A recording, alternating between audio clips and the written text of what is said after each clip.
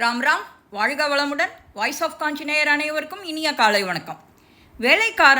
வேலைக்காரன் எப்படி இருக்கணும், அதை விதுரர் எப்படி அழகாக சொல்கிறார் பாருங்க.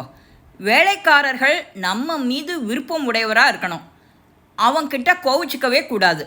அவனை வசவுப்படாமல் இருக்கணும். ஆபத்தில் இருக்கும்போது அவனை கை விட்டுடக்கூடாது. கஷ்டமான வேலையை வேலைக்காரர்கள் கொண்டு தான் சாதிக்க முடியும். தனியாக இருந்து எதையுமே சாதிக்க முடியாது. எனவே வேலைக்காரனை நீக்கும்போது அதுலேயும் நிதானமாக யோசிக்கணும். காலத்தை தாழ்த்தாமல் முதலாளிக்கு எது பிடிக்குமோ அதை தாங்களாகவே செய்கிறவா தான் நல்ல வேலைக்காரா. முதலாளி தப்பு செய்கிறப்போ கூட தாழ்ந்த குரலில் அவளை எச்சரிக்கை பண்ணணும். இதுதான் நல்ல வேலைக்காரர்களோட குணம். இந்த மாதிரி குணம் இருக்கிறவாளை நாம் எப்பவும் நம்ம கூட வச்சுண்டா நாமளும் உயர்வோம், அவளும் உயர்வா.